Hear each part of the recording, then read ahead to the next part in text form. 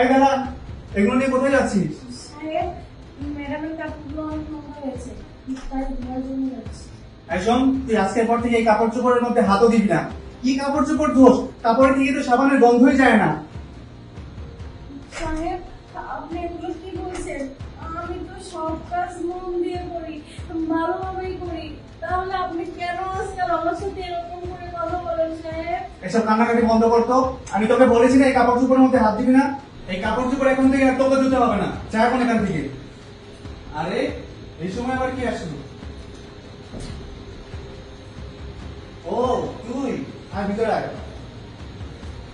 শোন, তোকে ফোনে যে বলেছিলাম না আমার সব কাজ করে দিতে হবে, কি কি কাজ করতে হবে আমি তোকে সব বলেই দিয়েছি। তুই সব করতে পারবি তো? হ্যাঁ হ্যাঁ স্যার, আমি সব কাজ করতে পারবো।